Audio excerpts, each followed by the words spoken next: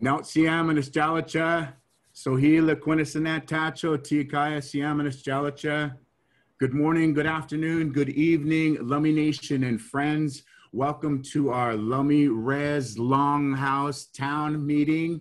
Today is Thursday, September 17th, 2020.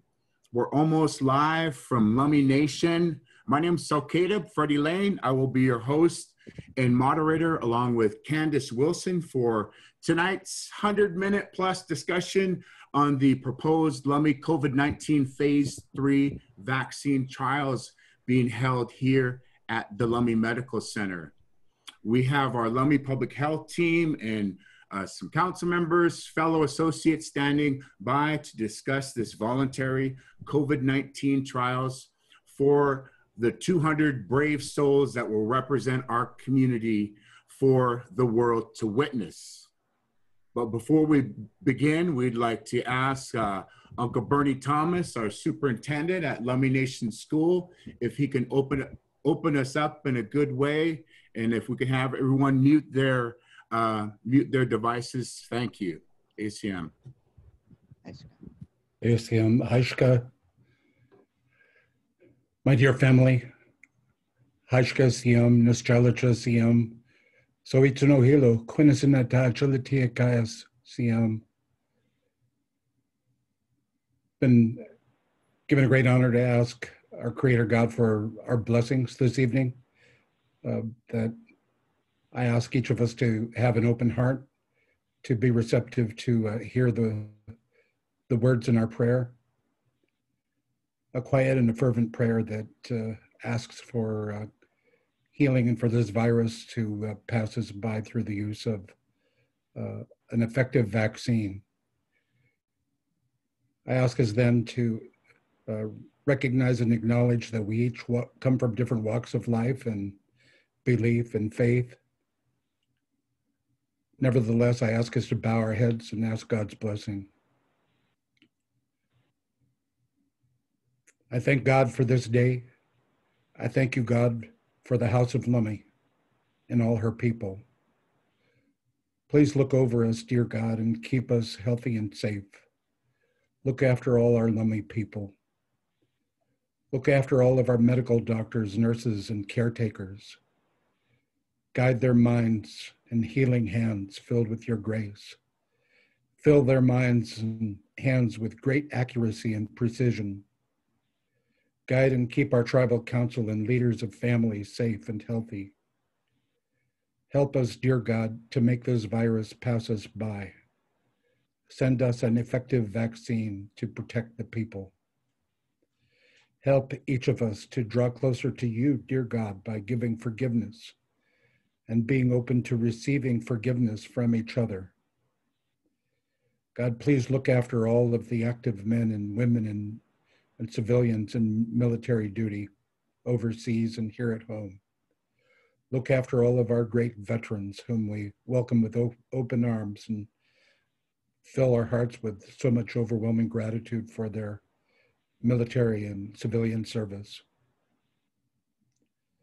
God save the great Lummi Nation, her people, all our helpers, in your holy name then, God. Amen.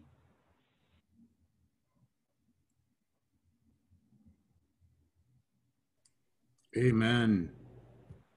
Amen. Can I get an amen?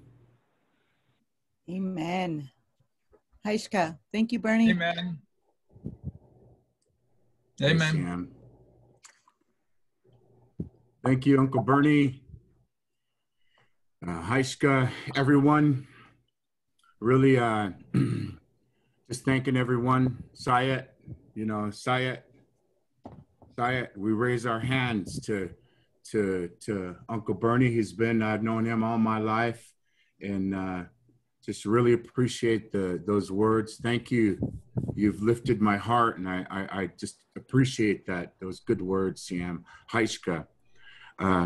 Candice Wilson has offered to co-host tonight's gathering, as we'll graciously ask questions from our Lummi community on the pros and cons of this COVID-19 vaccine trial.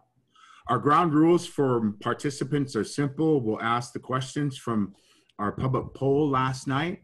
We'll state the name of the tribal member, and then we'll ask the question. Right now, we have on our Lummi Public Health team, and to unmute and to turn on your video. We want everyone to introduce themselves that are on our panel right now, right here, right now, and we'll start with Dr. Lane and Dr. Toledo and Dr. Freeman and so on. So thank you. Go ahead. 1 minute. Good evening, everybody. I wanted to thank this panel for having us. My name is Dr. Dakota Lane. I'm the medical director of the Lummi Tribal Health Clinic. I come from the late Vernon and Nancy Lane, my grandparents. My parents are Galen Lane, and my mother is Lydia Bennett. And my Indian name handed to me by my grandparents is Namusia. And I'm a medical doctor here with the Lummi Clinic.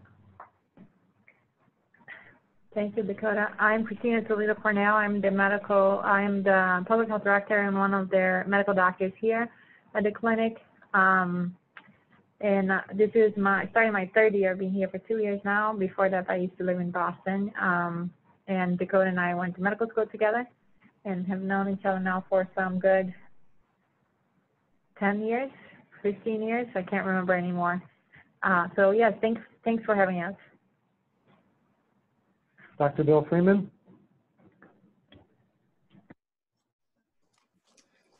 Evening, everyone. Thank you, Freddie. Thank you, Bernie, everyone here. I'm Dr. Bill Freeman. Some of you may remember that I was a physician at the Lummi Clinic back in 1977 to 1990. I left to be director of the Indian Health Service IRB, that stands for Institutional Review Board, which I can explain during the questions. Just briefly, I retired from Indian Health Service in 2002. My wife and I, Carolyn Robbins, kept our house on the res here and returned to it in 2002, 18 years ago. I'm very glad to be living among the proud Lummi people. And for the past 18 years, I've been working at Northwest Indian College and among other things, advising and being a member of the Institutional Review Board there. Thank you. Thank you. Uncle Bernie, Candice.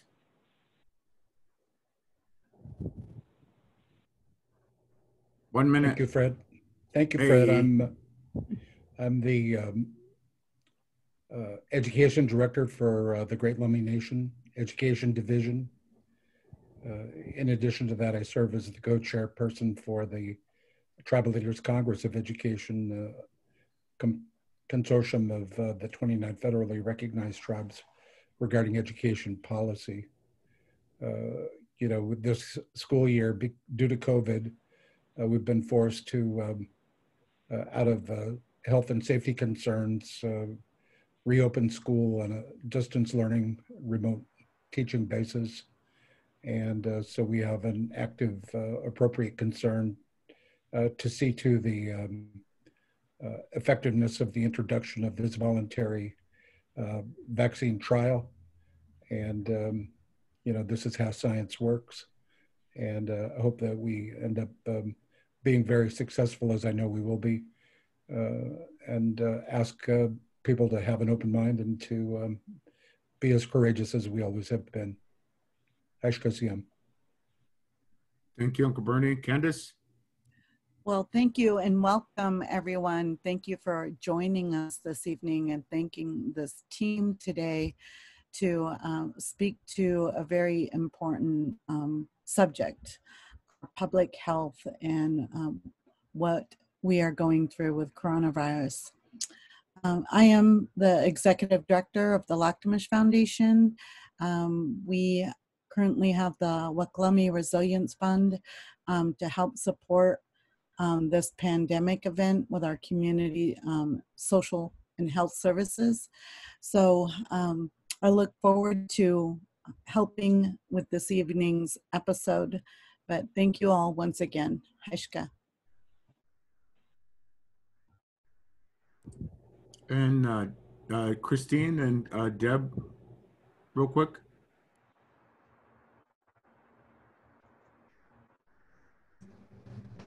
Hi, Halito. My name is Christine Myers. I'm working behind the scenes to help us with making the video and the Zoom call run smoothly. I'm honored to be here and help to facilitate this town hall happening for the Lummi people and help discussion happen, and hope that it educates people and helps people brings about more understanding in the community and helps people relate to the situation better. Thank you. ACM and Deb. Yeah, my name is Deb Cruz, and I'm with the Bellingham Unitarian Fellowship in Justice, Washington, UU State Action Network, and I'm here as technical and moral support. Thank you.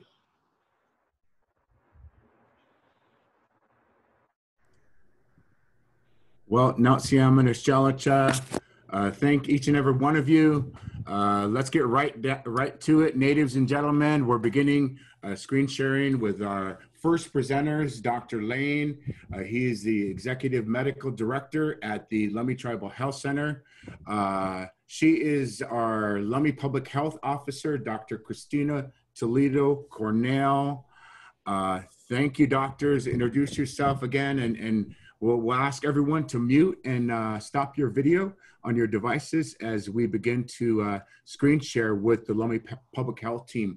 And again, reminding we're not doing any questions from anyone on the Zoom until after we've gotten through the first set of questions from the community. Haishka, doctors, take it away. Okay. Can everybody hear me? Thumbs up if you can. All right. Thank you to this panel. Dr. Toledo and I put together a brief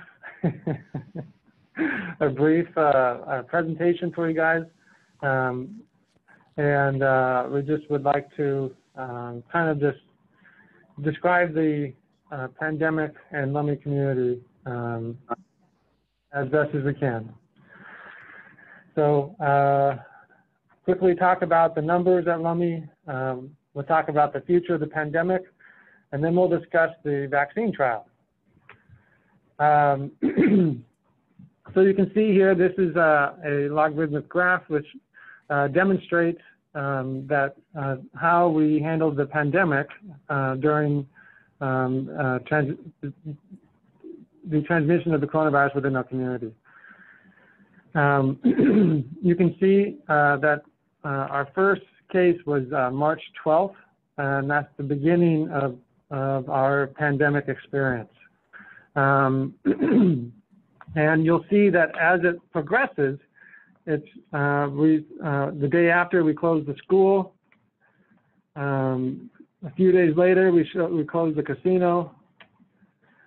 The Lummi Council initiates a shelter in place.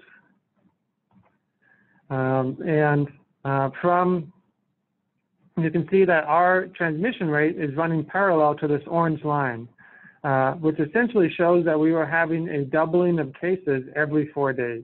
So we went from 1 patient to 22 in the span of 2 weeks. So we roughly doubled our cases every 4 days. And thanks to the leadership of our council and our public health team, and then also the extensive work by the Lummi community, we flattened the curve. And it stayed relatively flat until our second outbreak, which was April 28th. We had 22 cases. They were related to some families that mingled together, and it exploded from 22 cases to 41 cases in the span of roughly a week and a half. And you can see that we were quick. Our policies are getting better, and we were quick to flatten the curve again. And then we essentially had no cases from May all the way till July. we had a few smattering cases, but no outbreaks.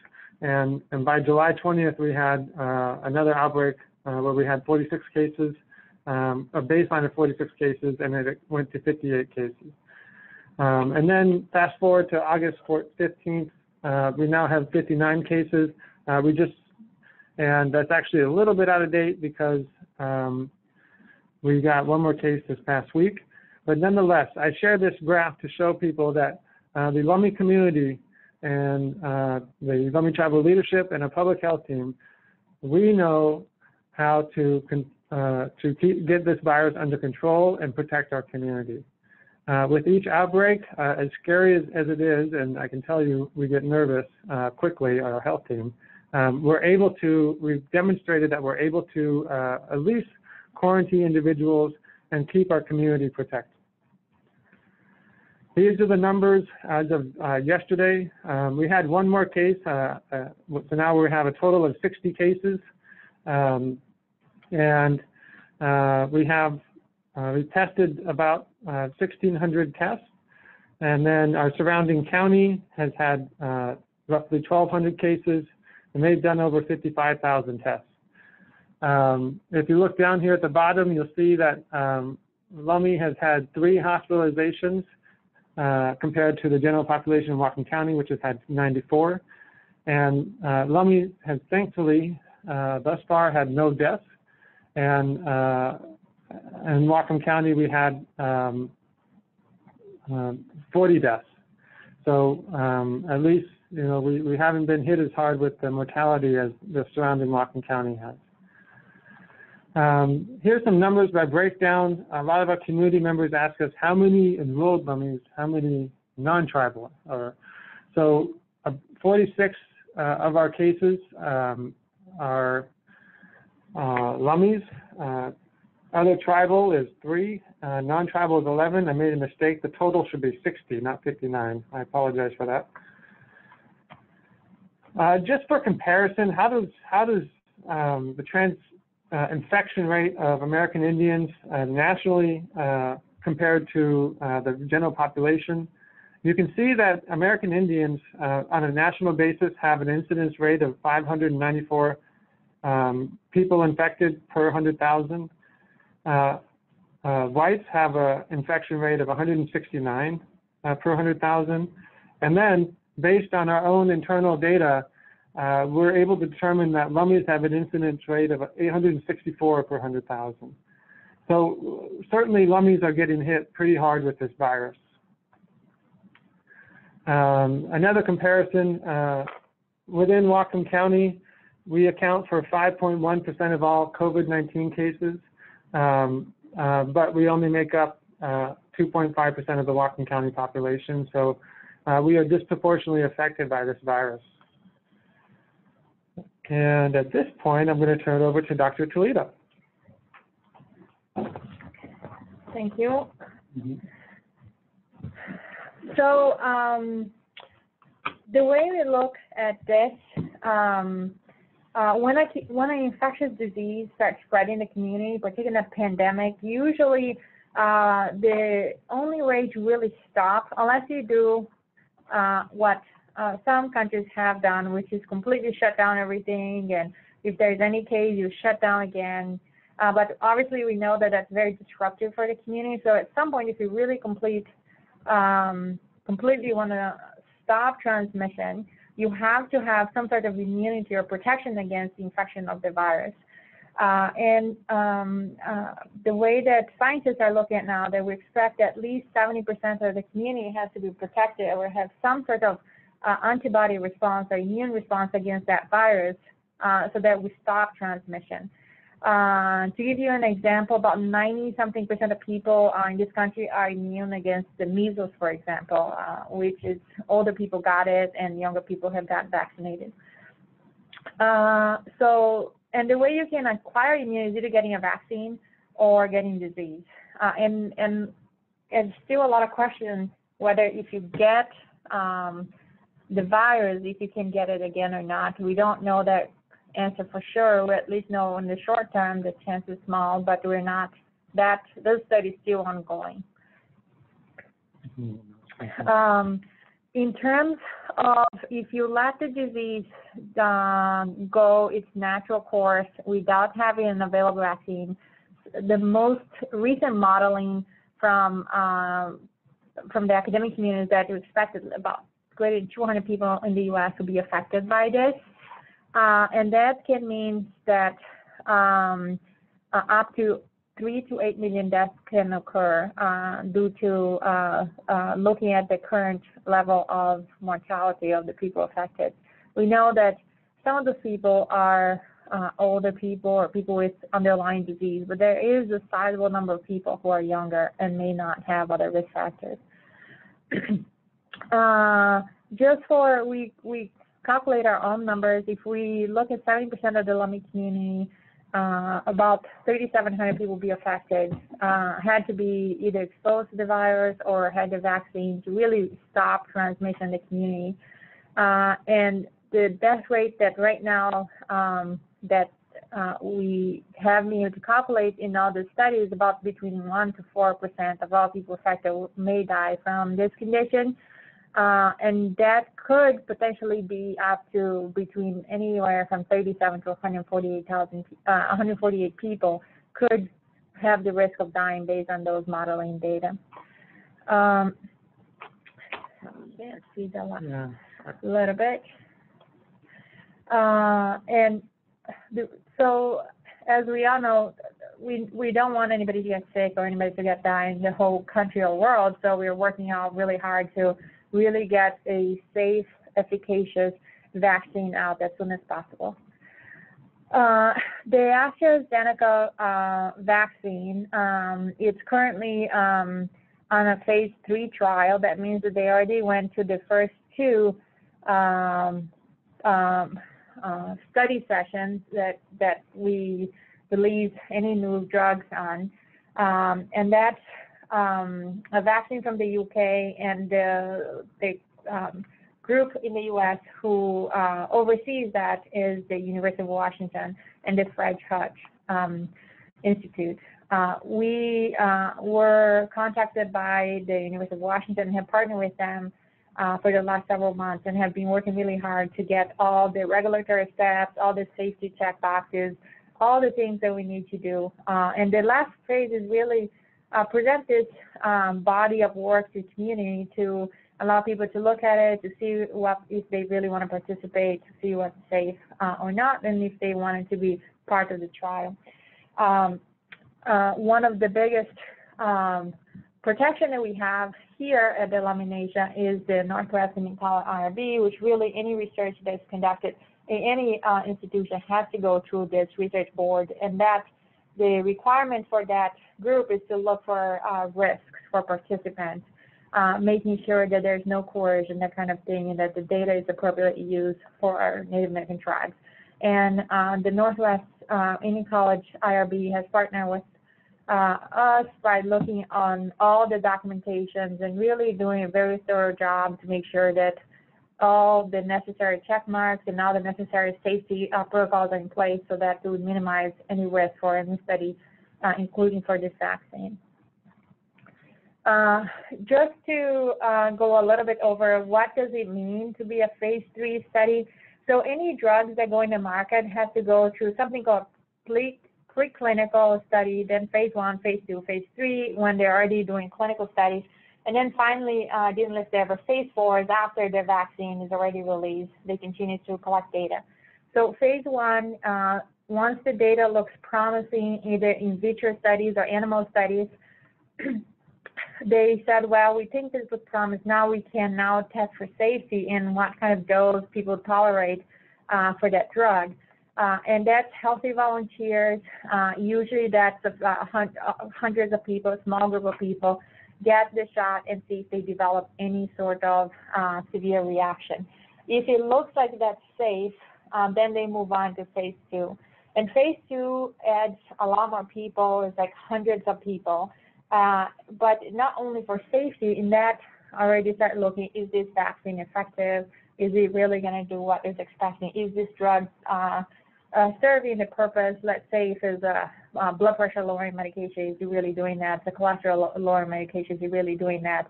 for vaccine, is it really preventing whatever disease, in this case COVID-19, from affecting people?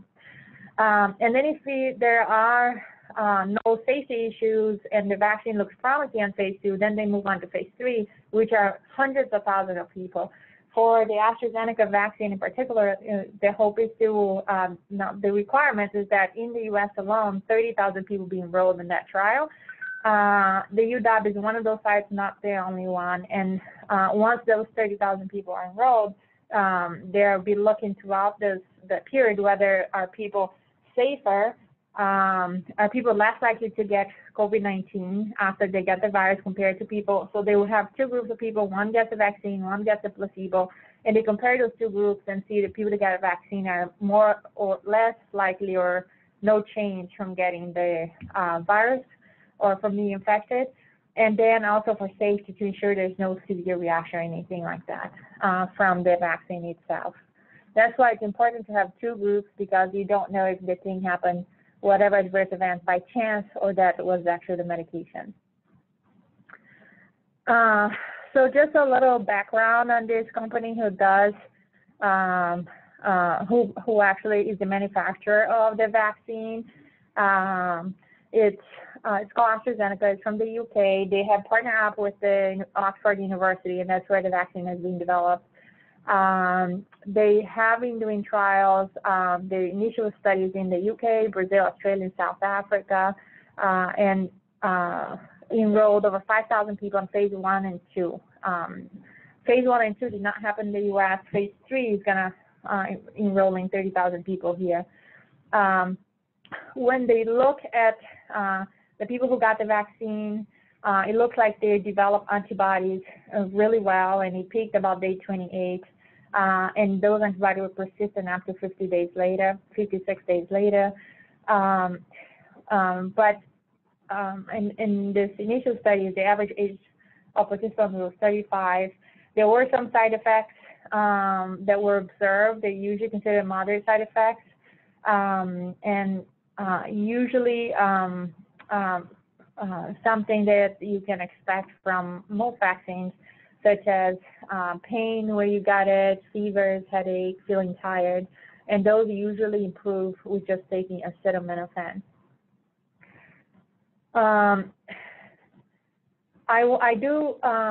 going to mention something is not here.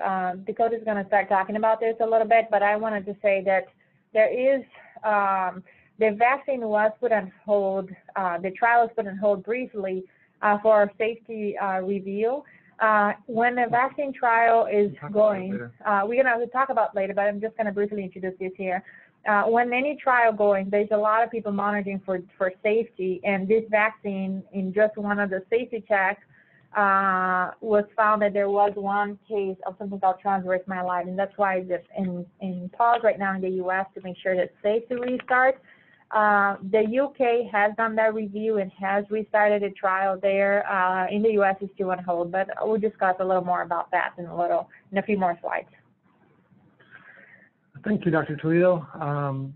We'll kind of tag team in here. So just real briefly, what's the benefit for Lummi? Why are we even interested in this?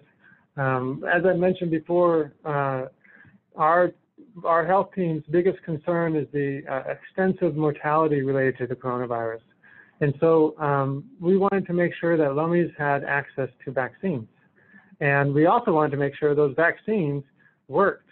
And we needed to make sure that we were, vaccine trials were offered to Lummi's for those who want to participate. So we get an opportunity to get access to the vaccines before the rest of the population.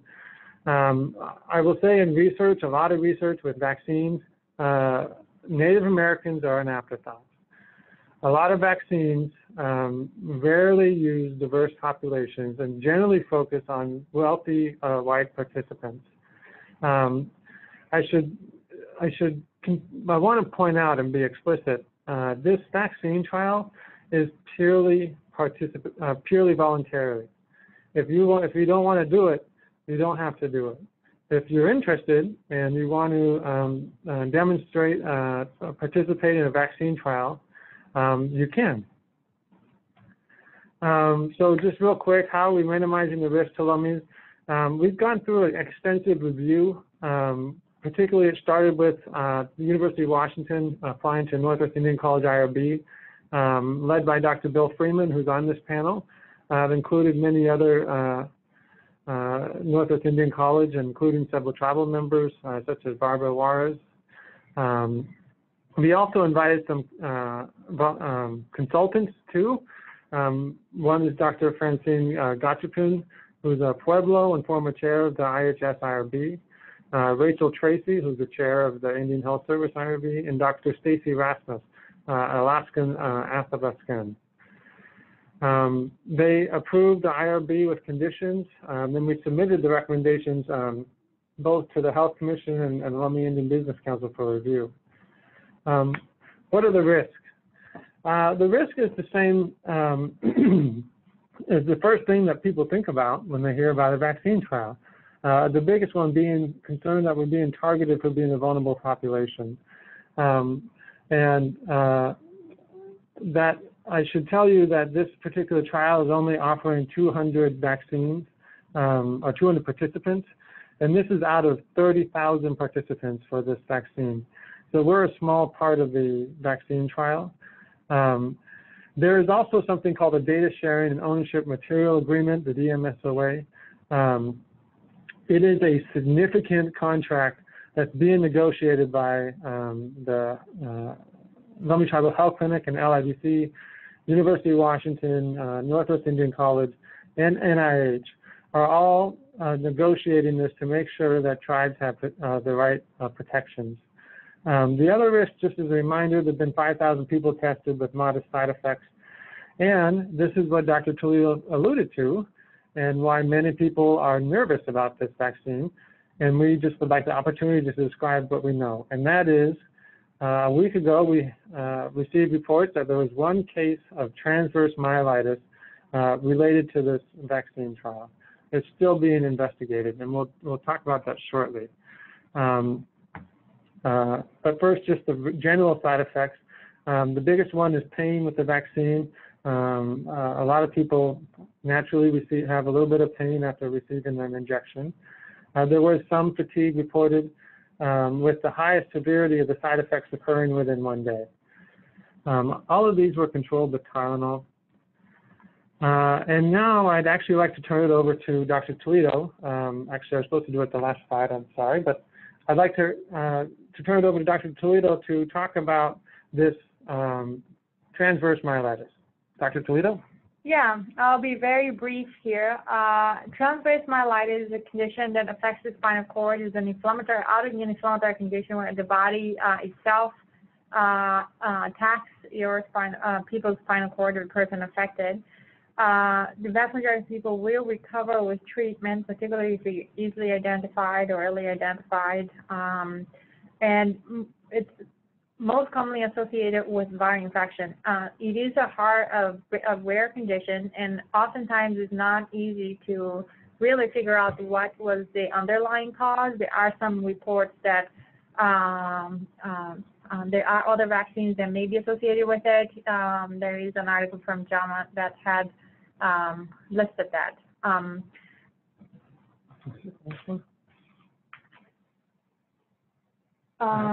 Just like a few more information about this, and that's available in the press. We don't have a whole lot of more information than what's there, but we understand there was one student on the phase 3 participation in the UK.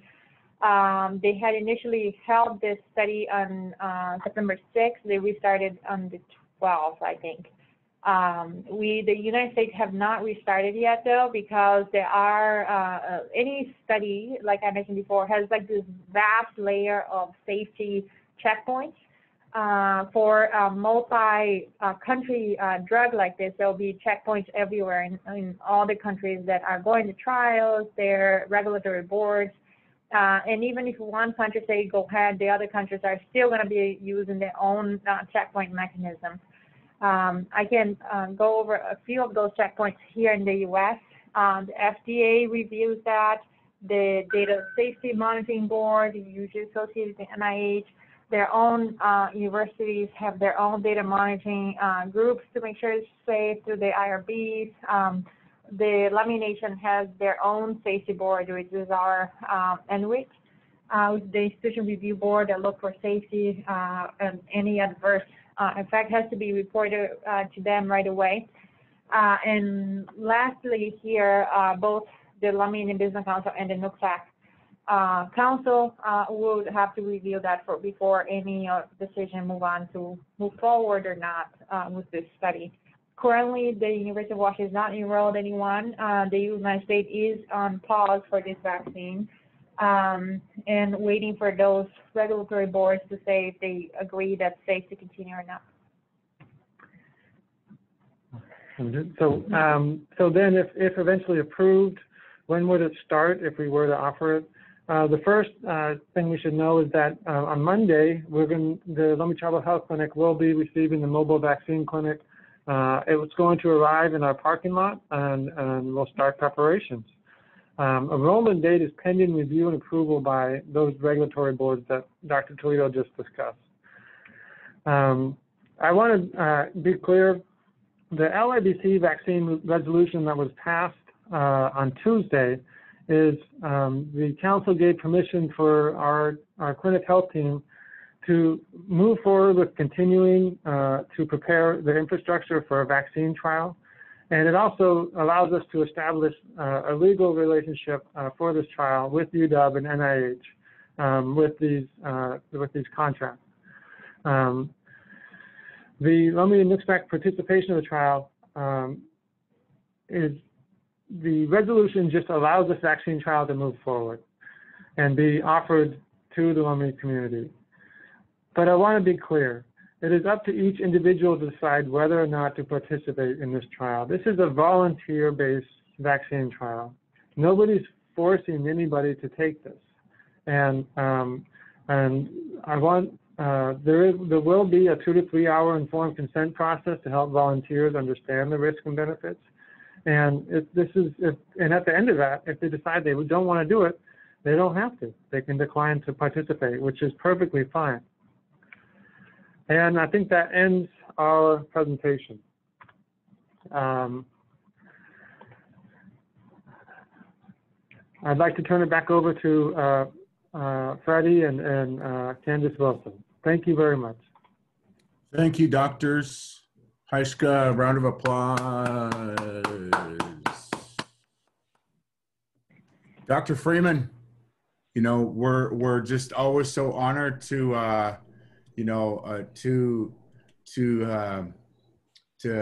turn it over to our friend, Bill Freeman. He's been working for the nation. He's been working for the nation since before Candice and I were barely teenagers back in the last century, if you know what I mean. Dr. Freeman, please share how the Northwest Indian College and the IRB team have been involved with us thus far, ACM. Thank you. Take as long as you want, yes, too, Doctor. I'll try to make it brief. At least as brief as I can. I'm the primary advisor to the Northwest Indian College IRB Institutional Review Board, and a member as well. And I'm an advisor based on my experience since 1993, actually since 1992, when the Indian Health, 1991, when the Indian Health established its first IRB, and I did that. So IRBs are required to review research, any research, in which human participants are involved. And the reason is to prevent harms to the individuals who are participating. That's the regulations. It was passed by a law of Congress back in the late 1970s. And this was to prevent harms to individuals. And I'll say that the regulations are only about individuals. We are one of the very few of more than, I think, 5,000 IRBs in the nation, that is also concerned about harms to communities and harms to tribes specifically, and also benefits to both individuals and to communities. In other words, our charge is minimize harms to both individuals and communities and tribes, and maximize benefits to make sure that the research maximizes benefits to individuals and their tribes. Most IRBs do not do that, the great majority, and the great majority don't have even one Indian person on them. Ours, 60% of the membership of the Northwest Indian College IRB is Native. That's unheard of, except for a few other tribal-based IRBs. We are a tribal-based IRB. And what we were asked to do was to review this for the tribal council to help advise, to give information to the tribal council to see if it wanted to permit the research to come on the reservation and ask people, did they want to participate or not? Actually, to see who wanted to participate. So it's a two-step process. First, the tribal council can decide yes or no to even permit it. But then if and that's tribal sovereignty, right? Can you come on the reservation to do something? And then the second thing is, if the tribe says, yes, you can come on the reservation, yes, the researchers, including Dr. Lane and Dr. Toledo Cornell, can talk about this, then it is still up to any individual to say yes or no. Our job was to find out if the harms were minimized in this trial, and were the benefits maximized, again, to both individuals and communities, and to the tribes. We reviewed the plans. We found that we needed to have 24 conditions to do that. It wasn't so much that they didn't want to do it, or hadn't thought of it. It was that they didn't know how to fill out our form. Again, our form is different than every other IRB's, certainly than the UW IRB, because we're concerned about harms to communities, as well as maximizing benefits to both communities, that is to say, tribes and people. And within 2 weeks, they had given the information that indicated all those conditions were met. We actually met a second time to determine that. You saw in the slide earlier that we had 5 consultants. They were Native, and included the chair of the current chair of the Indian Health Service IRB, as well as Dr. Gachapin of Hemes Pueblo, who had been co-chair of the IHS IRB back when I was chair. So that's what we found. So I wanted to emphasize, one, that the IRB is the majority of people are Native. Only tribal-based IRBs have that. No other IRBs out of the 5,000. And there aren't that many tribal-based IRBs like us. And secondly, we did look at all those harms and benefits to both individuals and participants, and that this is voluntary. And to help with the consent process that Dr. Lane mentioned, 2 to 3 hours, we also helped the research team make 2 other documents. much briefer and in plain English so that everyone could understand them. No fancy medical lingo. One was a 2-page description information sheet that went predominantly for the tribal council, but is available for anyone to read. And the other is a 4-page frequently asked questions. And again, in plain English.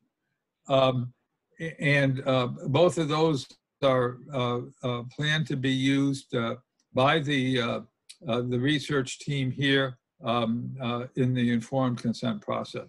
So the one thing that has happened now, before there was any enrollment, as has already been said, Dr. Toledo Cornell and Dr. Lane have said it, this was put on hold, and can we, and we will re-review a third time, really, the proposal once that independent body called the Data Safety and Monitoring Board, it's independent of the company, totally independent, makes its determination about the adverse event, transverse myelitis that was reported.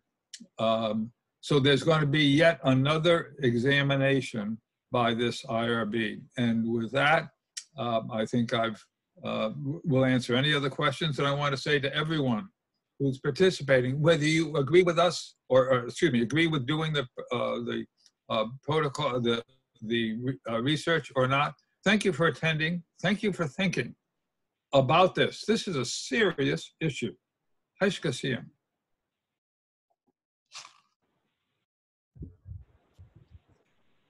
Haishka Siyam, Dr. Freeman, thank you for all of your good work for our community. And Haishka, Lummi Public Health Team, for everything that you are doing for us moving forward. We couldn't do it without one another, so we are indebted to you. If you are joining us, we are almost live with our Lummi Public Health Team. The recent passage of LIBC Resolution 2020-118, the Lummi Indian Business Council on Tuesday, September 15th, 2020, Haishka to the Lummi Health Commission and all of our team who have gotten us this far for an international voluntary coronavirus phase 3 vaccine trials to our Lummi and Nooksack communities. Well, yeah, for our Q&A session, Candice and I will bounce back and forth with questions provided by our online poll from the Lummi community. We'll ask everyone to speak loudly, and you know what? We're going to announce the tribal member's name, and then we'll ask the question about the vaccine trials. We'll ask all of our panelists again. I guess it's just the doctors that are going to be on anyway. Remember, we're going to try and keep our responses to 2 minutes.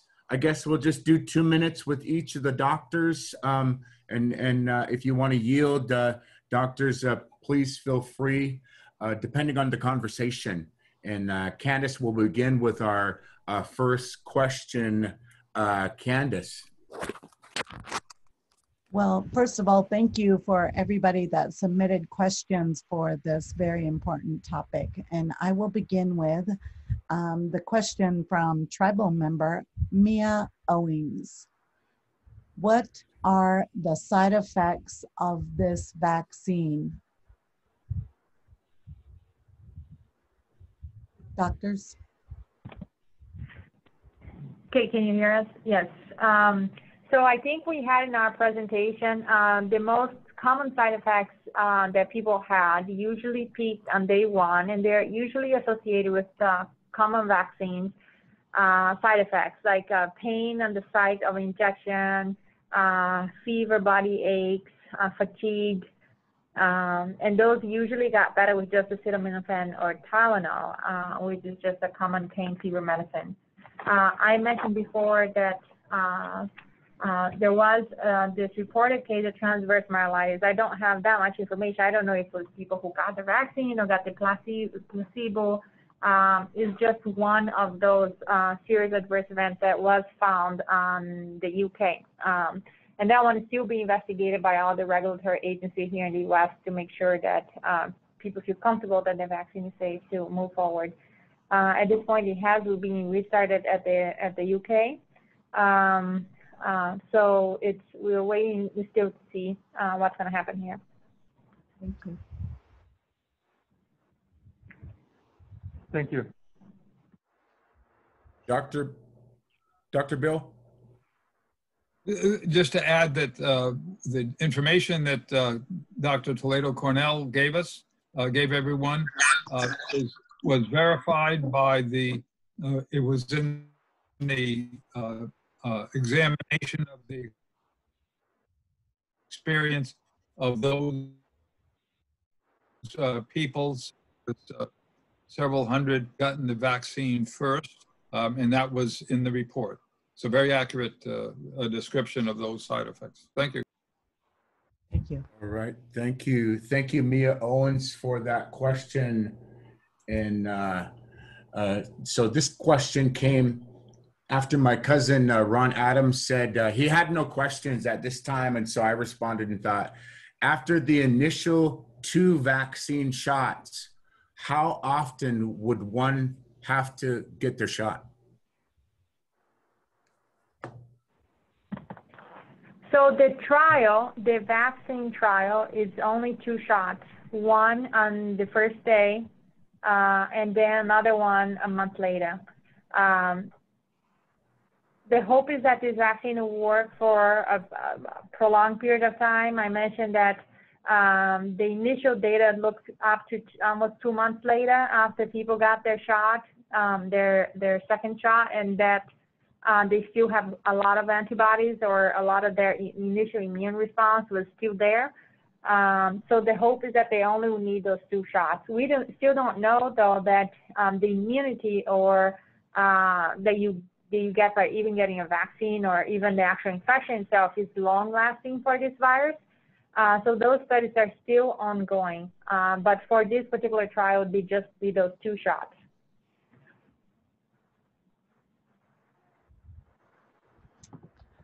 Okay, thank you, Dr. Toledo. Our next question from tribal member and mother, Sarah Tom. She asks, is it on hold with the FDA? Bill, answer that one. If Dr. Freeman is available, I'd like to let him answer. If not, I can answer as well. Thank you. Yes, so yes, it's with the FDA, as well as with although the FDA is the one that has put it on hold, other people that are involved, namely the NIH, National Institute of Health, that is actually sponsoring this as part of their investigation, also is very concerned and has made it clear that they want it on hold as well until all the questions are answered by the Data Safety and Monitoring Board. Very good question. Thank you. Thank you, Doctor. Yeah, that was Sarah Tom. Thank you for that. And Doctor, you look like you wanted to talk about the initial 2 vaccine shots. Did you want to, I seen you kind of try to respond? Dr. Bill?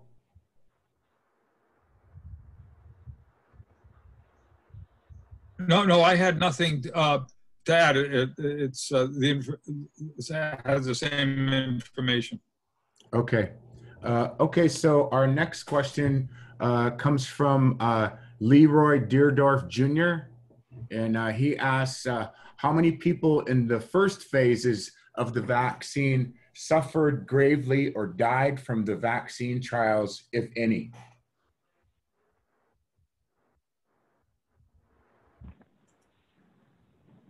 I can answer that very briefly. None. As Dr. Toledo and Cornell, Toledo, Cornell, and Dr. Lane said, this has now been given to more than 5,000 people, at least one shot. And there was the one problem with the transverse myelitis. No one else, let me repeat, no one else has had a serious reaction of any sort. And certainly no one has died. If anyone had died from the vaccine, I assure you it would have been stopped, not just put on hold, stopped. And if they didn't do it, we would. Dr. Lane, Toledo, anything? No, Dr. Freeman summarized very nicely. We would definitely have stopped too, obviously. Okay. We are very, very carefully monitoring all that information every day. Both Dr. Freeman and ourselves and the UW team monitor very carefully all that data. Okay, so to follow up, Leroy, he has a couple of questions. What are the chances that someone suffers irreversible side effects?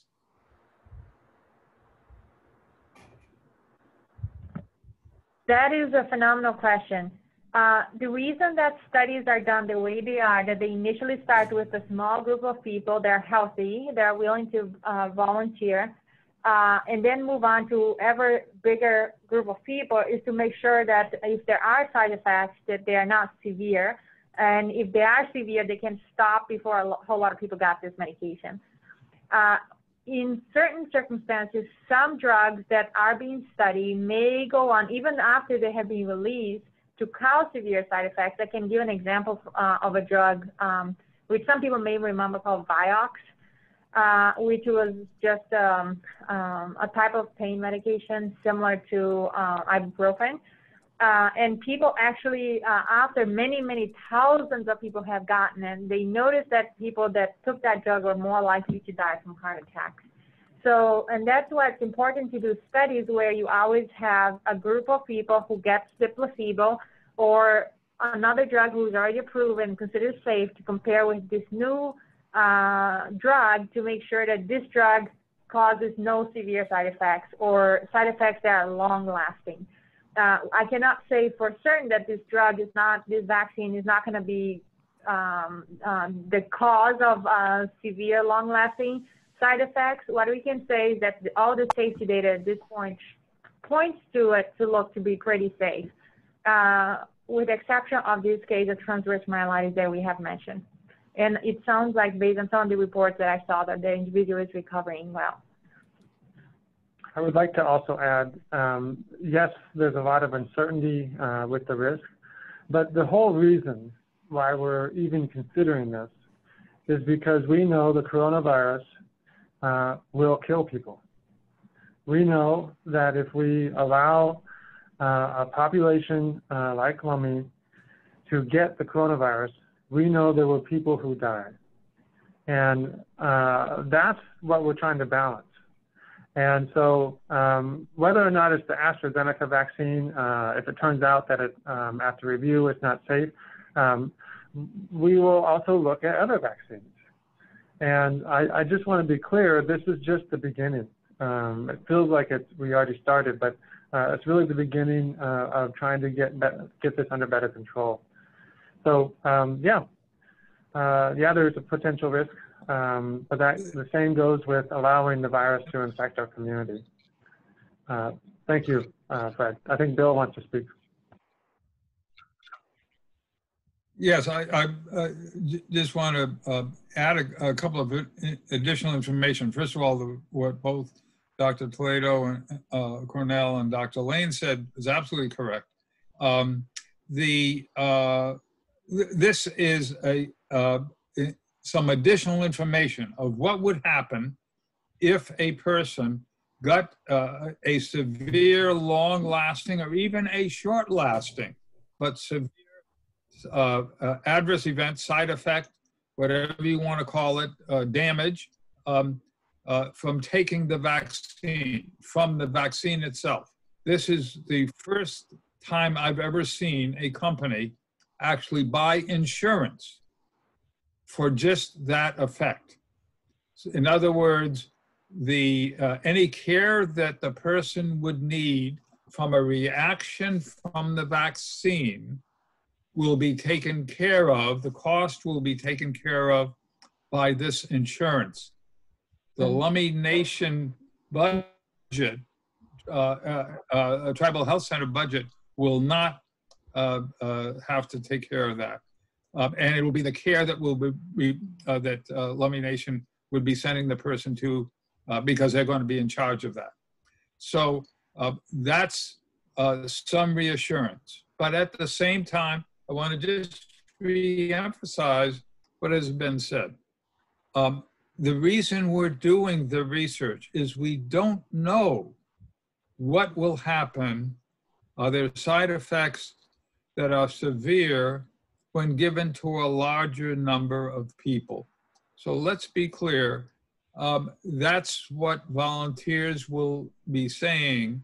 They will agree to participate in order to see if this vaccine works, but there's a potential downside. We don't know. And that's what the informed consent process is all about, is to make it clear in simple language. That's what the person is volunteering for. To put it another way, are you willing to take a little bit of a risk? We think it's only a little bit, in order to help the rest of the community. That's what the question is.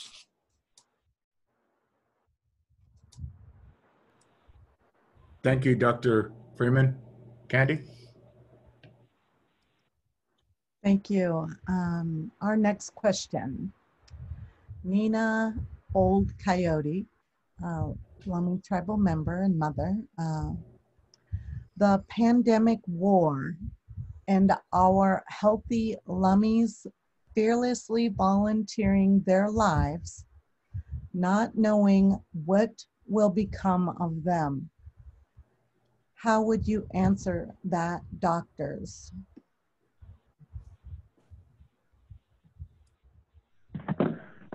Sure, that's a good question.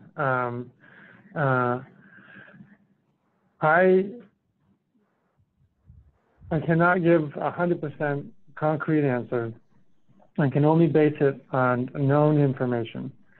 But before I jump into that, I do believe that the pandemic war is probably an appropriate way to label this. I would like to rephrase it as a generational defining moment. If you look at World War II, that was a generational defining moment. And all of our ancestors fought in that war because they believed it was going to protect their families and their loved ones. This coronavirus and this pandemic is a generational defining moment. The things we choose to do today will define how our children live tomorrow.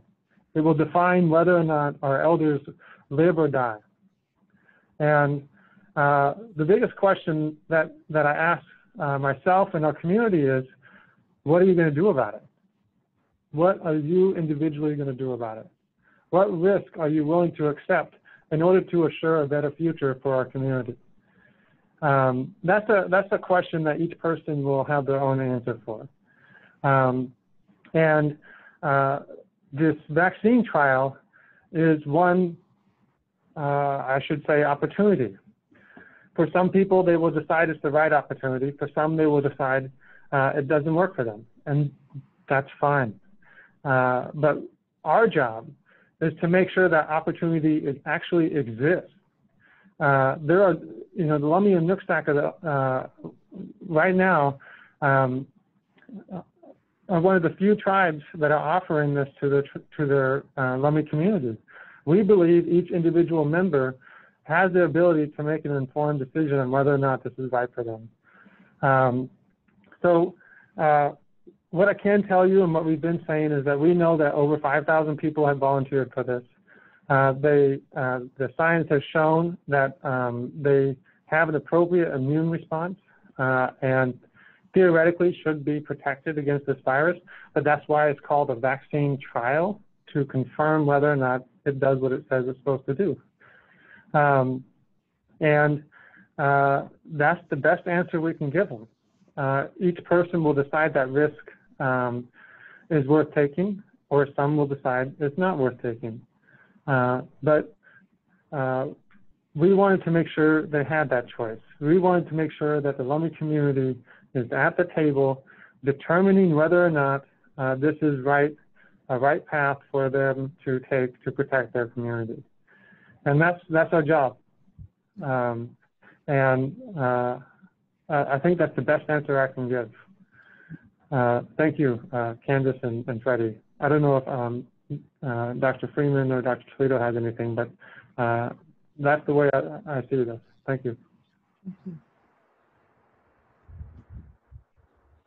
If I may add to what Dr. Lane said, as a veteran myself from the Vietnam War, which is more controversial,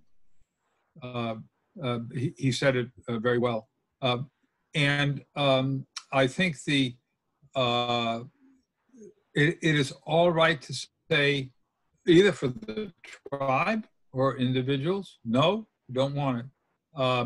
But there is no question that if we don't get a vaccine that not only works for the general population, but also works for Indians.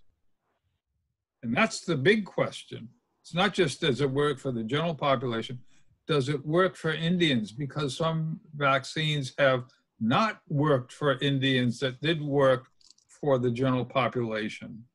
And then they had to test a second vaccine among Indians and they all agreed to participate. This was the Alaska Native tribes.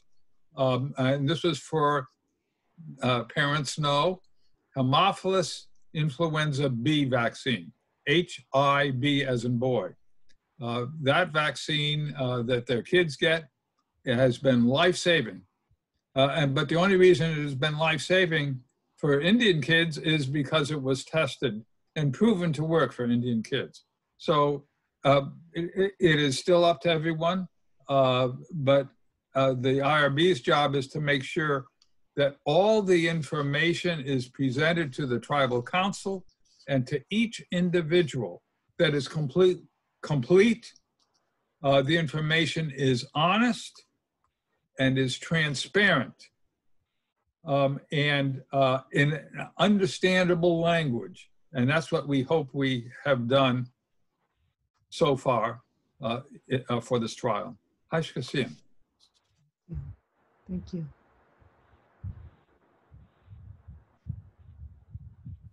Thank you, doctors. The next question comes from one of our Lummi Public Health team members, Maureen Kinley. And Maureen asks, what are the benefits for Lummi being in the forefront of this? Will our elders and most vulnerable be at the top of the list when a vaccine is approved? If yes, I'll volunteer, she says. Doctors?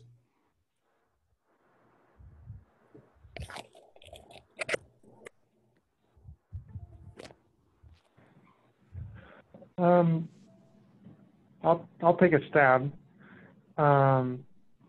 Whether or not the determination of who will get access to this vaccine is being decided by a pretty large body of people at the federal level. I don't think they've presented a good answer on who should get it first. They have some theories out there. There's certainly some people that talk about it. Christina looks like she knows more information than me. Yeah, so there has been a document going off for tribes to put their voice out. myself, Cheryl Sanders, Elizabeth Coronado, work on a document that the NIH sent, and our voice there was to ensure that tribes get to decide how to allocate their vaccine shares, so that the tribes can decide and will decide that however they want to distribute. As we know, elders are the people who are most likely to die if they do get COVID-19 or from being hospitalized. So it just makes sense to me that that will be the priority group to get the vaccines. However, the NIH and other groups associated with all those plans are still putting them out. I haven't seen the final plan yet. The tribes have been given the opportunity to make their voice heard, and that was submitted this past week.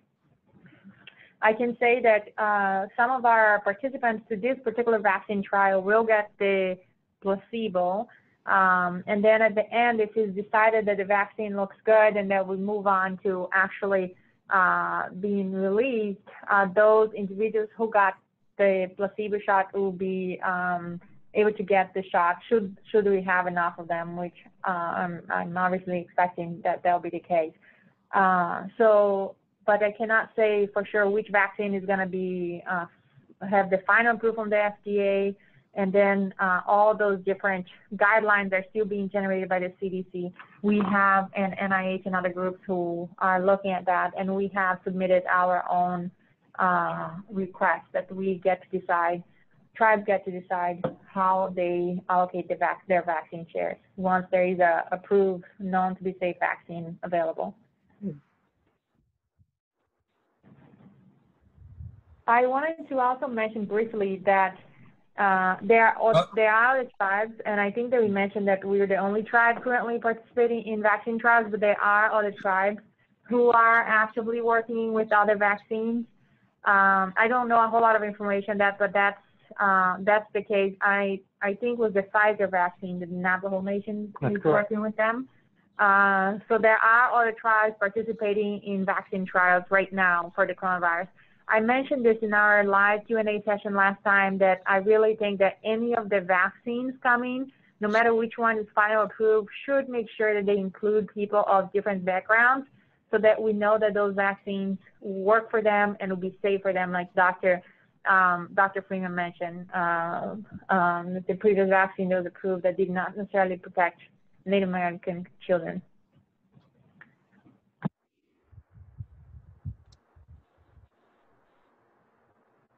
If I can add, my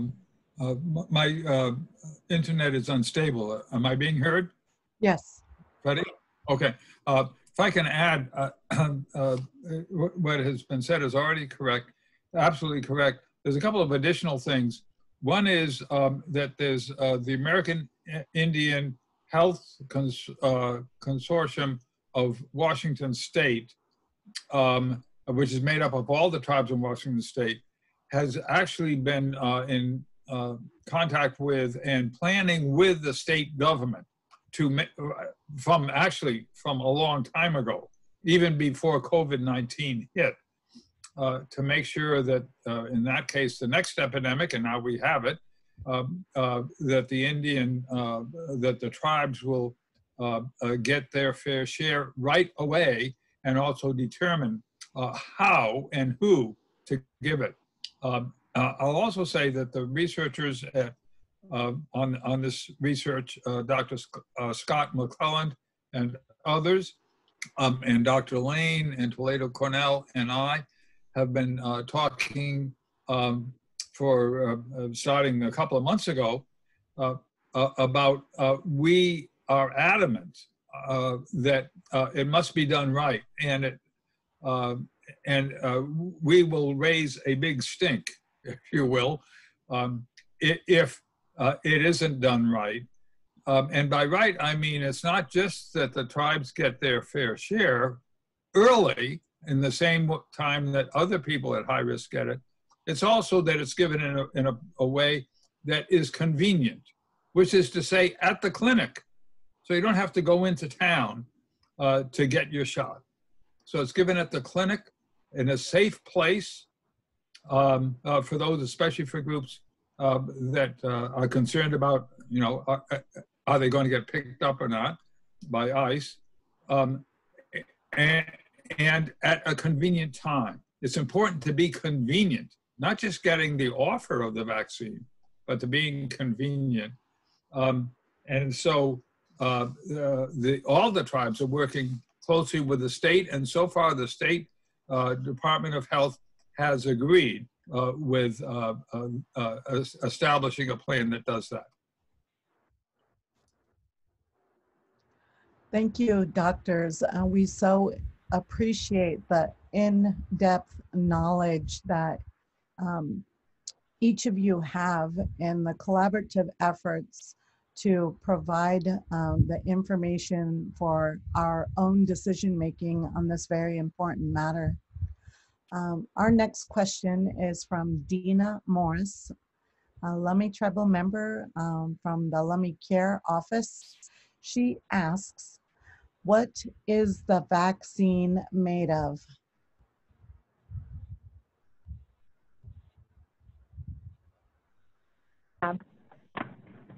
Thank you so much. That's a great question. The 3 vaccines that are being tested right now have different mechanisms. 2 of them that are being tested in the East Coast right now, and actually I don't know everywhere that's being tested, but the 2 of them that the Pfizer and the Moderna vaccine are called mRNA vaccines, which are small portions of the actual viral genetic material, which is RNA. And that's how the vaccine is made. This vaccine, the AstraZeneca one that we've been working with UW on it, is actually a different technology where they use a modified adenovirus, which is the common cold virus that cannot replicate or cannot cause disease. And then the scientists tag like a portion of one of the proteins of the actual coronavirus. And that hopefully that the immune system will respond to it and develop antibodies against that little portion when they actually sees the coronavirus in their body, can react to it. It cannot cause, it's not the coronavirus that people will be getting that vaccine, so obviously cannot cause the coronavirus. But the idea is that there is a small portion of the vaccine that is similar to the real coronavirus, so that the immune system reacts like, okay, I've seen this before, I know how to respond. And that's the idea. I don't know if Dr. Freeman wants to add anything else to that question to make it as clear as possible. And just to reiterate, if you're just joining us, we're almost live here with our Q&A with the Lummi Public Health team on the proposed COVID-19 vaccine trials being proposed that are coming up real soon. So glad you're joining us. Go ahead, Doctor. Oh, the question was, what is the vaccine made of, right, Candy? Yes. Yeah, I have nothing to add. Yeah. Very accurate. I think that one question that was asked on the Facebook when we were doing the Q&A the other day was whether it was a live vaccine, and the answer is no, it's not a live vaccine. Yeah. Thank you.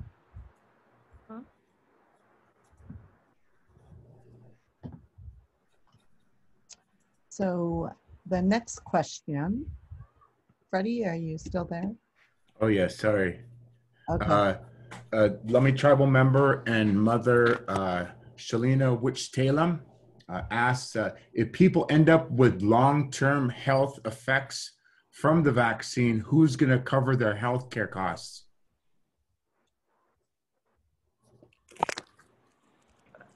Dr. Freeman mentioned this before. The sponsor of the trial, which is the company AstraZeneca, have health insurance that will cover any conditions associated with the shot the person got. Let's say if the person gets an adverse reaction related to the shot, related to the vaccine, that person's medical bills will be covered under their vaccine insurance. people, usual medical care is not covered by that, but that would be covered by the regular insurance. Let's say if they have diabetes, or they get the flu, or if they even get the coronavirus and need to go to the hospital, that kind of thing, that will be covered by their usual vaccine, their usual insurance, or by the Lummi clinic or the Nooksack clinic or whatever insurance they have. That will be unrelated to the trial itself. However, if there is a side effect or a direct consequence of the vaccine, that insurance will cover those costs. That's what I understand from all the discussions we have had with the University of Washington. That's accurate. I have nothing to add. Thank you, Christina. There we go.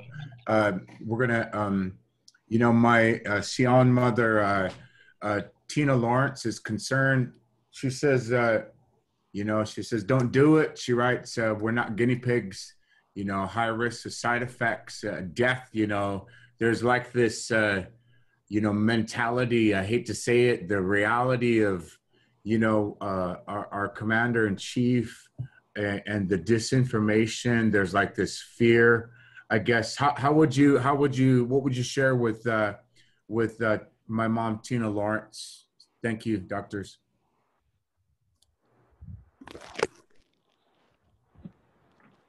Go ahead, Bill. I think you have a good, I've heard your answer this before.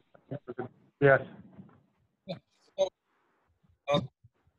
A very good, thank you. A very good question. And so there are two things, actually probably more than two, but two things I want to concentrate on. You are absolutely correct that Indians have been guinea pigs in the past. You should be angry about that. You already are. Everyone should be angry about it. I'm angry about it. And I know more examples than almost all Indian people, because I've searched for them of research that has harmed Indian people. The question, however, is there other research that has helped them and helped Indian people in which the Indians participated? And the answer to that is also yes. We talked about just a few minutes ago, both Dr. Toledo Cornell and I mentioned the vaccines. One was the Haemophilus influenza B vaccine. In fact, that participation by the Alaska Native people, tribes, and people that had approved it proved that a different vaccine worked and was needed for them for a variety of reasons. The best example of good research in which tribes were enrolled and needed to be enrolled in order to prove it worked for them is the diabetes prevention program.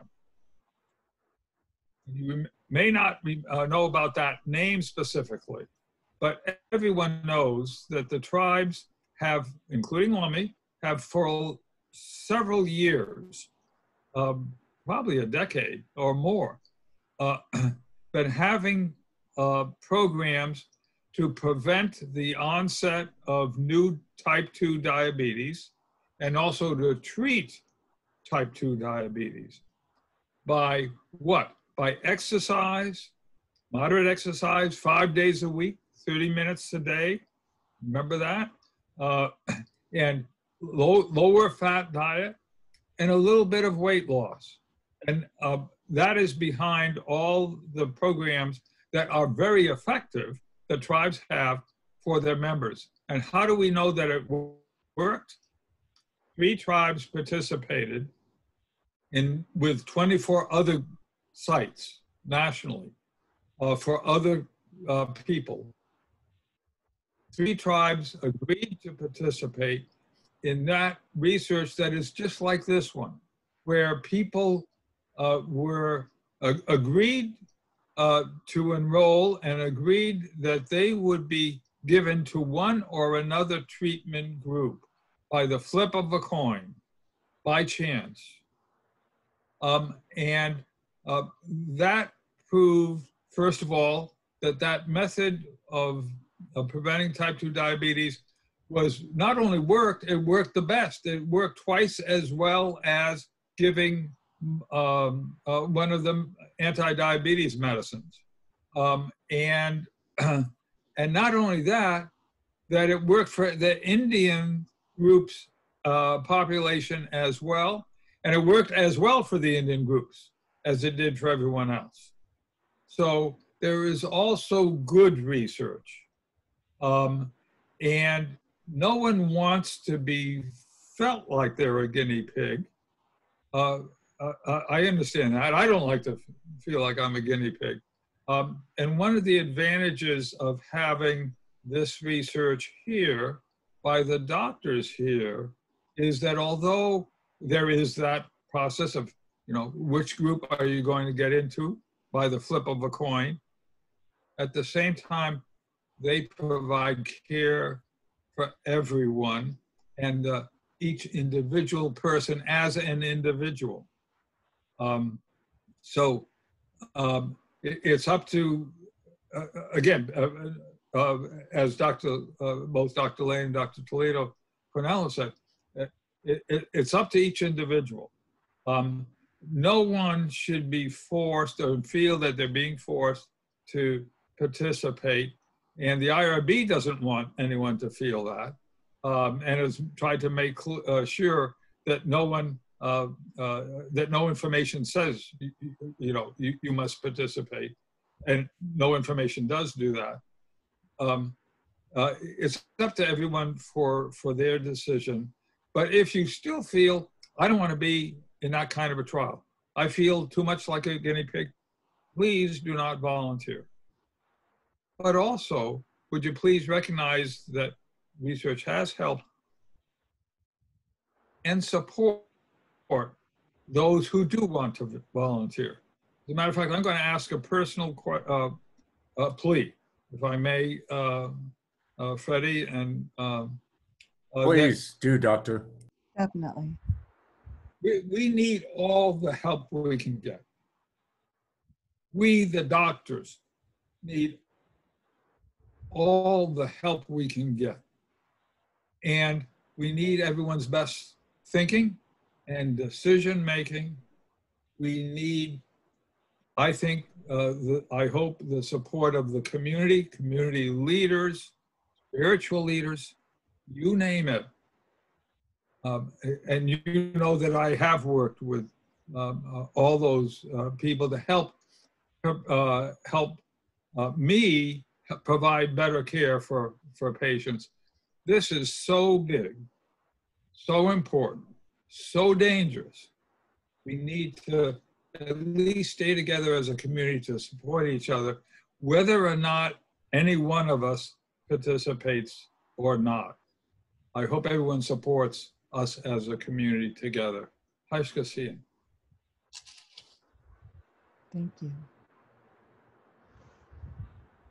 Doctors? Yes, I don't think I have much more to add, actually. Thank you, Bill. Thank you. Thank you. I am very thankful for this type of leadership that we have going into this opportunity. And the empathy and the love and the compassion for our community is sincere and genuine, and we so much appreciate all of this work that is going into this. So thank you, Dr. Freeman, Dr. Dakota, and Dr. Christina, and the whole team. The next question, Jennifer Antiste posted this question, tribal member. What other places are asking for volunteers? Thank you for a great question. As I mentioned before, there are 2 other vaccines. There currently have several sites around the U.S. And this vaccine will be offered in 80 different sites.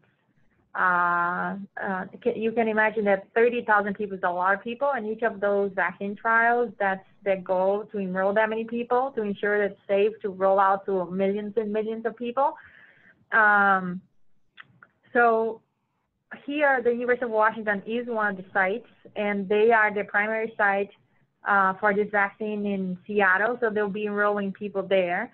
And then we are a sub-site from that site, and we'll be enrolling people here. But there are 80 other locations where I'll be offering this vaccine. I don't know all of them out of the top of my mind. Maybe Dr. Freeman has looked at all of the places that they are offering, but here in Washington State is Seattle and Lummi. Okay. Thank you. Dr. Freeman? That's correct. I don't know all 80 either, but the point is that in order to get to enroll 30,000 people, you need about 80 sites. At least that's the number that they have. It's throughout the nation. Some are focused on one or another of the high risk groups. The key thing is that the great majority of people are not Indian. They are white or other high-risk people. And, but at the same time, there are, at least in this one, I do not know about the Navajo, which vaccine they may be enrolling in, but at least in this one, Lummi would be it. And as far as I know, and it'll be about, if you think of the numbers, if 200 Lummi and Nooksack people enroll, and I should always, whenever I mention Lummi, I should always say Nooksack, sorry, that I haven't. Excuse me, that 200, if 200 Nooksack and Lummi people enroll, out of the 30,000, that'll represent about actually the same population ratio as Indians are in the total nation. So it is important for those who do want to participate, that participating in this to make it representative of Indians throughout the U.S. Thank you, Doctor. This next question comes from my Lummi Head Start classmate and lifelong friend, Tama Lorenz. She asks, she heard they're paying the tribe to do this. Is this true? She goes on to add, I don't trust the government. Are there other people in the country doing the vaccine trials as well? I've never got a flu shot in my life, and I would have to say no to our tribe doing this. Thank you, Fred. I think this is a fair question. The short answer is we're not, the Lummi Indian Business Council is not receiving any money from the vaccine makers for this trial. I will say that the Lummi Tribal Health Clinic will be compensated for the time that we commit to providing the vaccine support. We will be helping to assist with this vaccine, including doing the informed consent. And then we will be sending a bill to University of Washington for our time to get reimbursed. But from a professional standpoint, as a physician here who will be helping to administer this vaccine, I'm not really making any more money than I would make just by working here at the Lummi Tribal Health Clinic. I'm just charging them for my time. The same goes for Dr. Toledo and the other physicians who are staff at our clinic. So, you know, are we looking to make a profit? No. Is the Lummi Council getting some sort of consulting fee? No. Or to my knowledge, I'm saying no. I'm unaware of that occurring. This is purely an endeavor to make sure that those who want to participate can. And again, you know, it just relates to the ability to not only protect yourself, but primarily protect the whole community from the transmission of this virus. Thank you, Fred. Anyone else, doctors? I would just like to add, again, if you don't feel comfortable volunteering, please don't. But you're not alone either in terms of distrusting the government. And certainly President Trump has been mentioned earlier. I think it was a question related to, you know, is he pushing this? He may be thinking he's pushing it, but we have assurance from the head of NIH, Dr. Francis Collins, and the head of National Institute of Allergy and Infectious Disease, the Institute of NIH that's funding this, Dr. Anthony Fauci. And probably everyone has heard about him, read about him, seen him on TV as the one person who is standing up and saying it like it is. He's the one person that, the one official of any sort in the federal government that people agree with and trust. And he says, both of those people said, we will resign if there's any governmental interference in the decision about whether to approve a vaccine and when to approve it. So I trust those two people. And again, it's up to everyone else. Each person a decision. It certainly is worrisome that there may be an attempt to influence things, but I'm quite confident that those two people will either make sure it doesn't happen, or if they cannot make sure it doesn't happen, like they're fired, they will resign if they're not fired. That's additional information. Yes, thank you, Doctor. Hey, if you're just joining us, we're coming up on our 100 minutes we promised you, and we might go a little bit longer. It looks like we got about 5 more questions, and then we'll close up. If you're just joining us, this is our COVID-19 vaccine trial here at Lummi Nation. It's Thursday, September 17th. Thank you for listening. We hope you are learning a little bit. Candice? Thank you. Thank you. As we continue on, our next question is from tribal member Sandra Burra. She asks, could this vaccine be a danger to our nervous system like the H1N1 flu shot?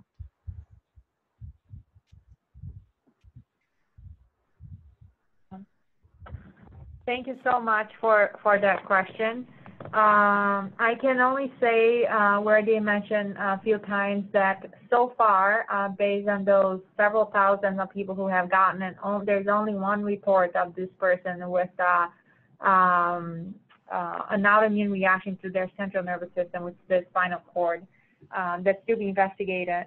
There has been no other reports so far. So far it looks the vaccine is relatively safe. We will be waiting to hear a formal evaluation of the U.S. Monitoring agencies before moving forward, but that's the information we have at present. As we mentioned, a lot of studies, that's why we do them carefully the way we do, to ensure that before we give it to a large number of people, that all those questions are answered. That's what we're hoping to answer with that vaccine. And we'll do that in a very monitored, careful way, make sure that the people participating are in their best possible health, and watch them carefully to make sure that they have no adverse outcome. We cannot guarantee. We know from past vaccines that some people can have autoimmune or reactions to it, like Guillain-Barré, which is a type of reaction that some people have to the flu vaccine. It's very rare. So that's an important question that hopefully that this 30,000 people that the trials are enrolling for all 3 vaccines can answer and ensure that those are safe before we give them to millions of people.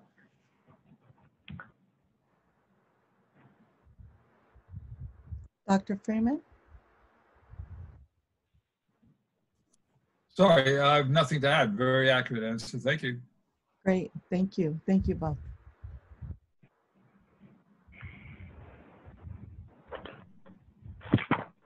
There we go.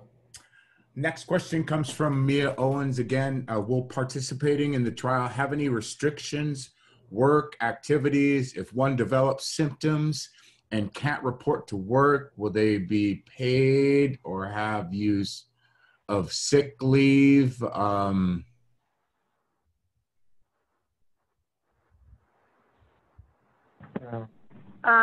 a phenomenal question. I will do my best to respond.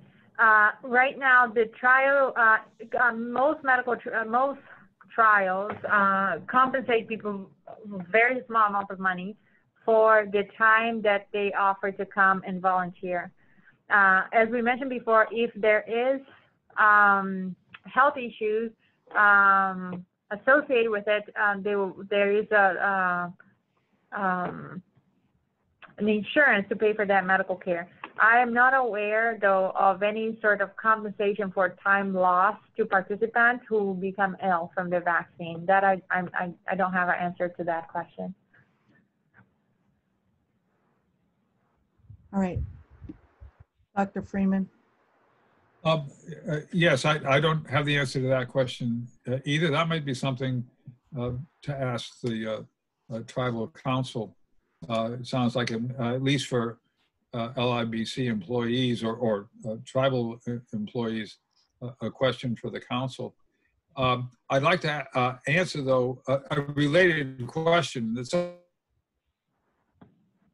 someone else asked, is after, whether it's placebo or vaccine, do I have to self-quarantine for 14 days? Sort of related, right? And the answer is no. You're not getting the vaccine. Excuse me, you're not getting the virus. So you're not communicable at all.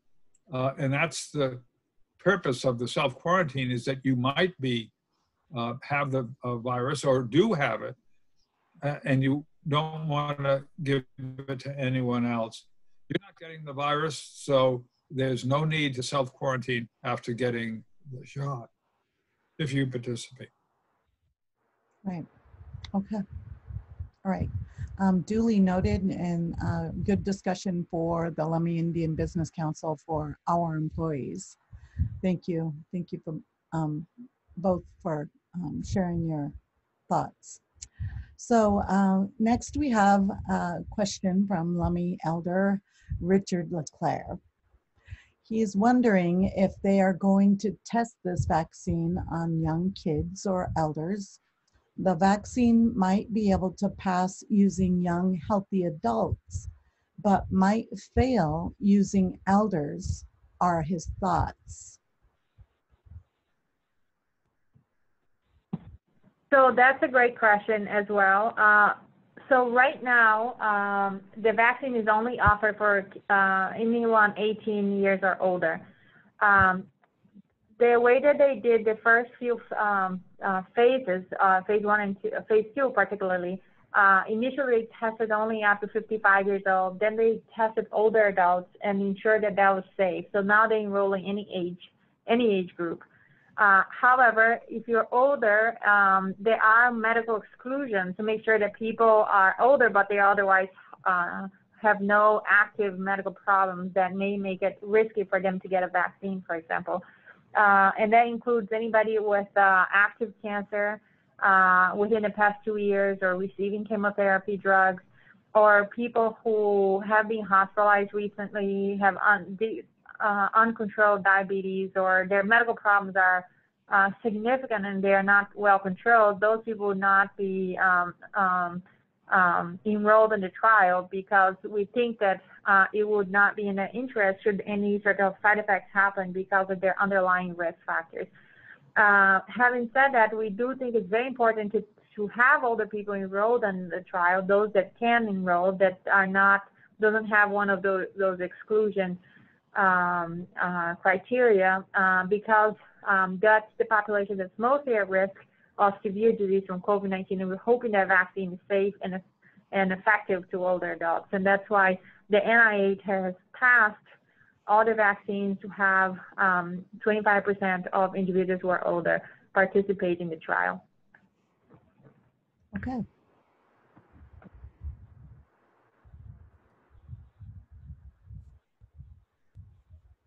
That's an excellent question and an excellent answer. I have nothing to add. Thank you, Doctor. Our next question comes from Lummi member Victor Solomon. He asks, what are the eligibility requirements? How about those with pre-existing conditions? Is it recommended for those who are more at risk of adverse effects of the actual virus? I think we basically touched on that answer already. So there are several conditions that exclude people from participating, and that's if they are receiving immunosuppression drugs. Example of people with rheumatoid arthritis who has high-dose prednisone, for example, or Humira, any of those drugs that basically shuts down part of people's immune system. So those individuals will not be allowed to participate. Anybody with active cancer in the last 2 years, people who have recently been hospitalized, those people would not be able to participate. But otherwise, if people just have high blood pressure, but that's well controlled, that's not a problem. People have diabetes that's well controlled, that's not a problem. Or other medical conditions that are well controlled, not a problem. Individuals who have HIV but who have been taking medications and are well controlled, those people can also participate. So it is a large group of people that can participate. They will only exclude basically people with active illness that may make it riskier for them to participate. The part of the question from Mr. Solomon, though, is that who will be priority groups to receive those vaccines? This trial will not be looking to that, because it will be a question for after a vaccine is actually final approved and being distributed. Then those priority group will be released, and all that discussion, as we mentioned early on, is still in place. So the way that we're going to enroll people, if we move forward with the enrollment here, will be whoever volunteers. We meet with them individually. We go over their medical issues. We see if they qualify based on their disclosure of the medical problems, and then after going through this very long document that's called informed consent document, that the IRB looked through it and made sure that it is appropriate for us to use, and that basically will go over the risks and benefits, and people can say yes or no after understanding all of that based on their discussion with either the research coordinator or one of the physicians. And I just like that. Thank you. And again, a good question and a good answer. If I recall correctly, there was another part of the question about would this be targeting people who are known to have or more likely to have, are thought to more likely to have an adverse event, and the answer is actually just the opposite. If there were knowledge that a particular group of people with some condition that is not normally thought of as a high-risk condition, or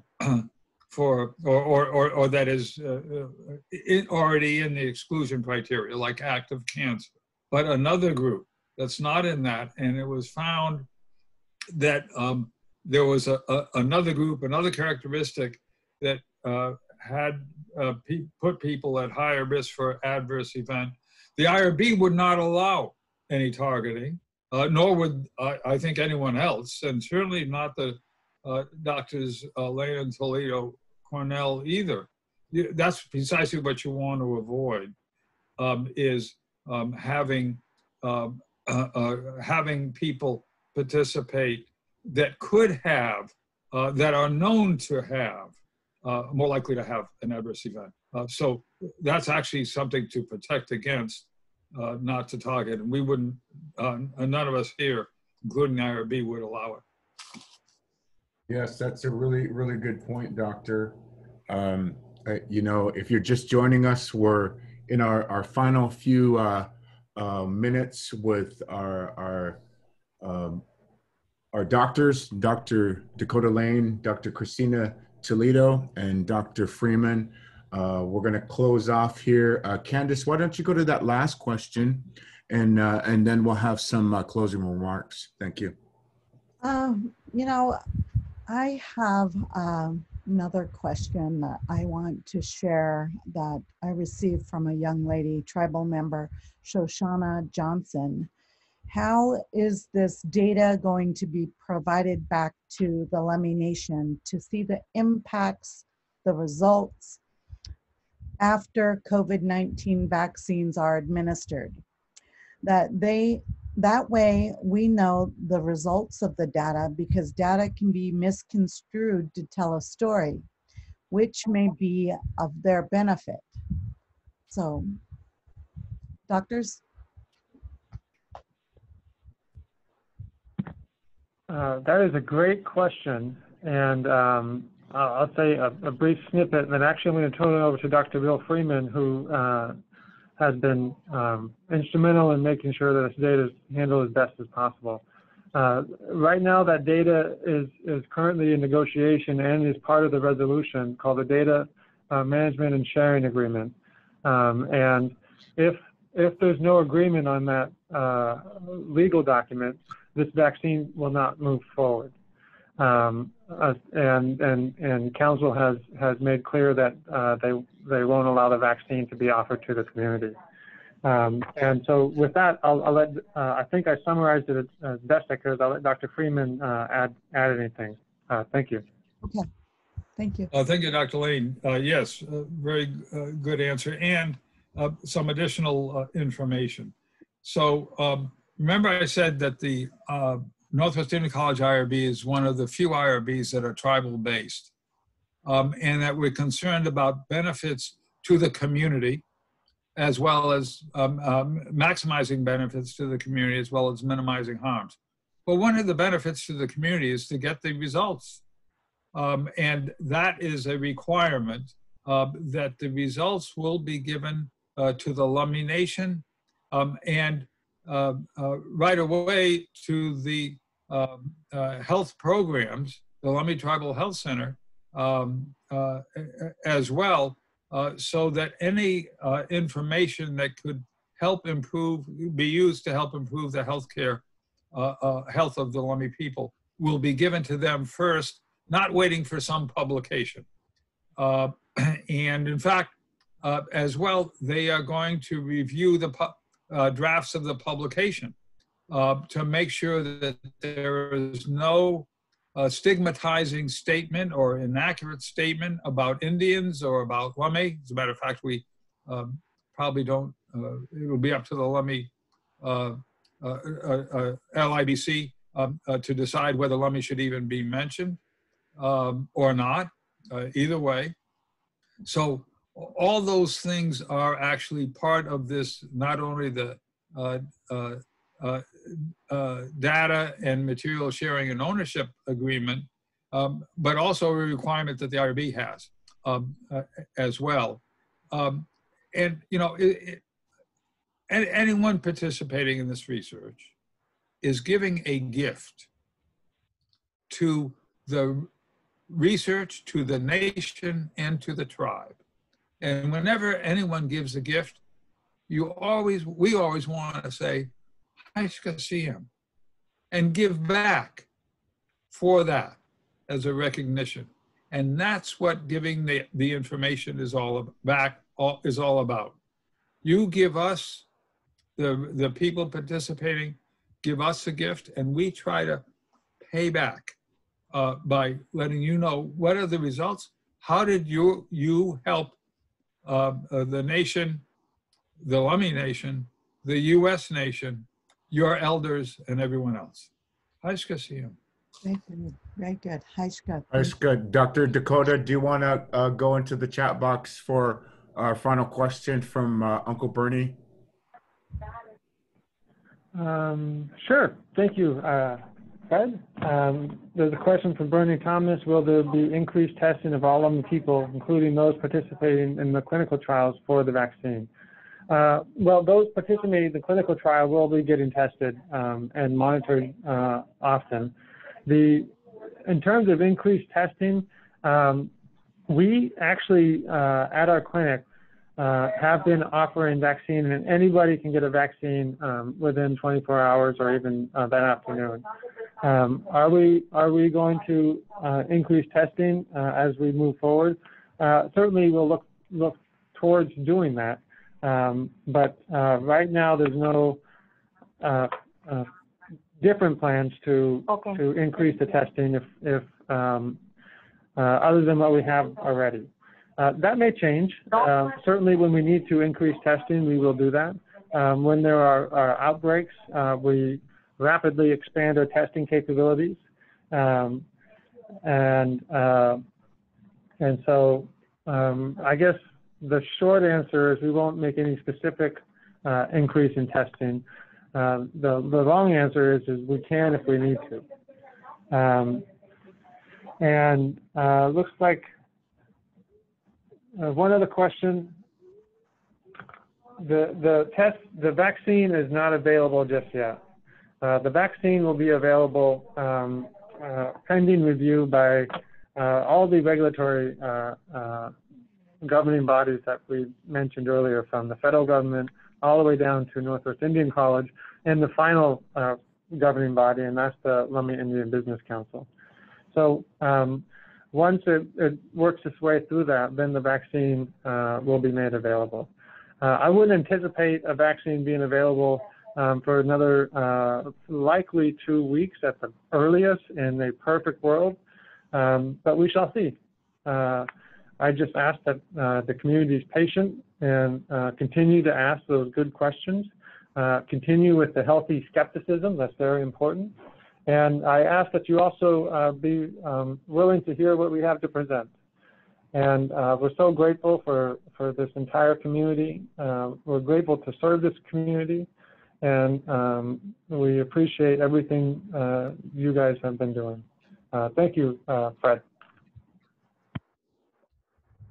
Thank you, doctors, Dr. Bill Freeman, Haishka Siamanis Jalacha, a good friend of the nation, raising our hands to you.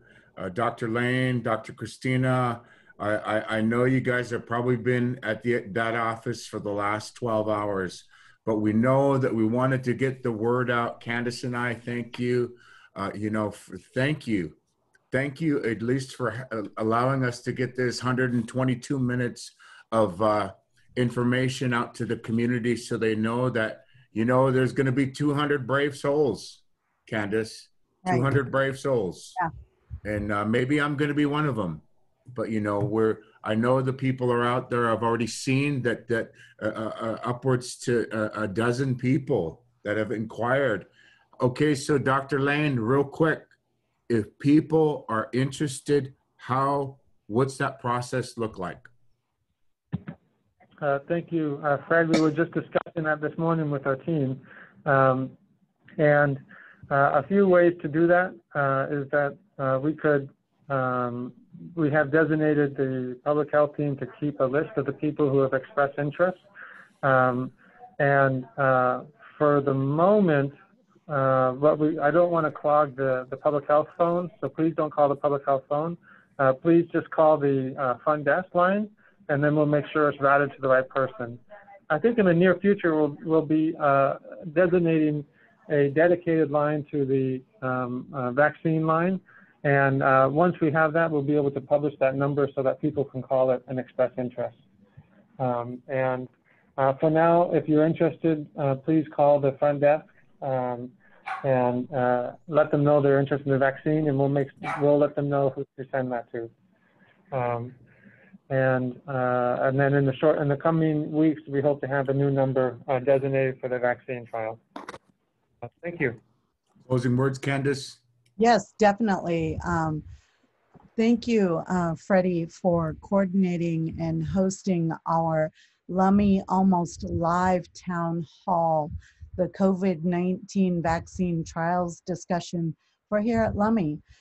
We hope our listening audience have been able to learn a few things and be reminded of a few things about how this came about and where we are going, and learning a little bit more about what the trends are here at Lummi compared to at the nation, at the federal government level, and then being informed of our own IRB process and how important and significant and valuable that is for our community. So some very informative takeaways here tonight, and I really appreciate this platform, this venue, and all of our panelists today.